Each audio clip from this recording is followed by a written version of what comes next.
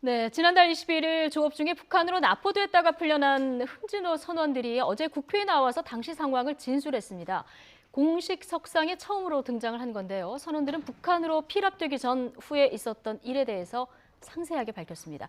취재 기자 연결해서 이 얘기 좀 더 자세히 들어보겠습니다. 임성우 기자. 네, 국회입니다. 예, 어제 국회 농해수위 현안 보고에 이제 흥진호 선원들이 나왔는데요. 분위기 어땠습니까? 네, 실제로 흥진호의 주인인 선주 고모 씨와 또 흥진호를 몰았던 선장 남모 씨 등 선원들이 나와서 진술했습니다. 아무래도 국회의원들의 질책 섞인 질문이 쏟아지자 다소 경직된 모습을 보였는데요. 일단 선주 고모 씨는 흥진호의 문제는 없었다며 해경에 허위 보고를 한 데 대해서 사과했습니다. 또 조업 중에는 위치 보고 시간을 놓칠 때가 있어서 이번에도 그럴 것으로 여겼다고 설명했습니다. 선주와 선장은 허위 보고를 한 것, 또 그리고 조업 경계선을 넘어 북한 해역에 들어간 것에 대해서는 잘못을 인정하면서도 간첩 논란에 대해서는 억울하다는 목소리를 냈습니다. 직접 들어보겠습니다. 흥진호가 간첩선이 아니냐 이런 의심을 제기를 SNS에서 지금 하고 있는데 그에 대해서는 어떻게 생각하세요? 좀 많이 억울하죠. 억울합니까? 예. 예. 또 선원들은 당시 선장은 북한 해역인 줄 알고 들어갔지만 자신들은 피랍될 때에서야 그 사실을 알게 됐다고 항변했습니다. 북한 그 군인이 총을 메고 있는 걸 보고 피납되셨어요. 네, 변압된다는 걸 알았지. 그 들어간 걸 사실을 몰랐어요. 네. 예. 어쨌든 뭐 간첩선 의혹에 대해서는 좀 억울하다 이런 얘기도 나왔는데 선원들이 북한에 억류됐을 당시의 상황도 얘기를 했는데 어떤 대우를 받았다, 어떤 얘기들이 나왔습니까? 네, 선원들이 북한으로 피랍될 당시의 정황을 비교적 상세하게 진술했습니다. 중국 어선으로 보이는 배에 붙잡혔는데 타고 있는 사람이 북한군이었다고 말했습니다. 네. 또 이들이 배로 올라와서 선원 10명을 배 안에 있는 창고 같은 곳에 감금했다고 진술했는데요. 이동 중에는 고개를 들지 못하게 해서 어디로 가는지도 알 수 없었다고 말했습니다. 예. 또 육지에 도착해서는 미니버스를 타고 15분에서 20분가량 이동을 해서 호텔에 도착했다고 설명했습니다. 이 호텔이 원산항 인근에 있는 동명 호텔인데요. 선원들은 우리나라 기준으로 보면 모텔 정도의 수준이었다고 말했습니다. 선원들은 북한군이 위해를 가하지는 않았다고 말했습니다. 또 방 밖으로 나갈 수는 없었지만 끼니 때마다 한식을 방으로 가져다 줬고 또 다 먹으면 식기를 가지고 나갔다고 설명했습니다. 선우는 하루에 대여섯 시간 정도 조사를 받았고 왜 북한 해역으로 넘어왔는지 또 남측에서 보낸 간첩은 아닌지 집중적으로 캐물었다고 밝혔습니다. 네.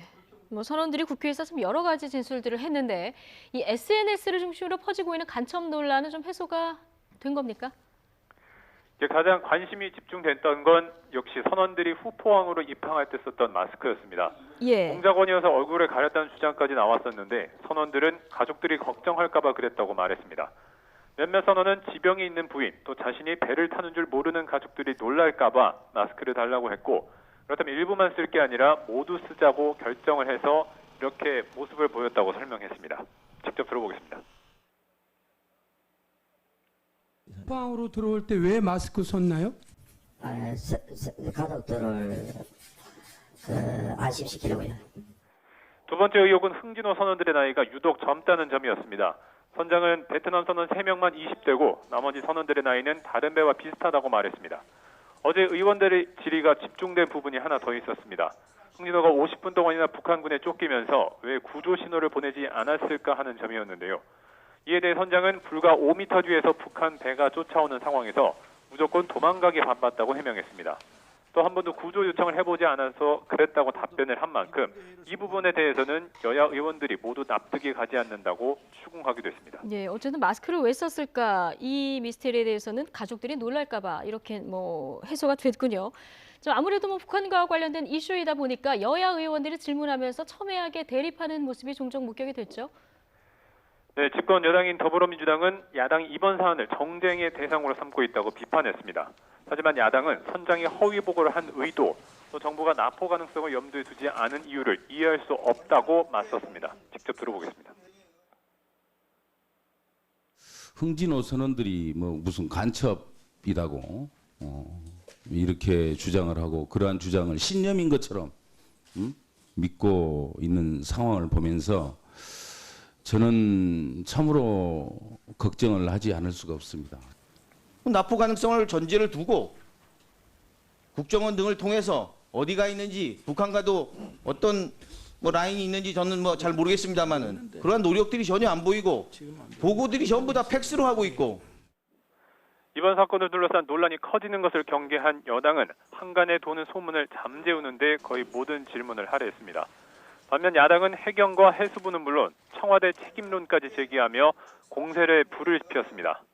박경민 해양경찰청장은 앞으로 철저한 수사를 하겠다고 고개를 숙였고 김영춘 해수부 장관은 우리 어선이 나포에 대응할 수 있는 매뉴얼을 마련하겠다고 약속했습니다. 지금까지 국회에서 YTN 임성호입니다.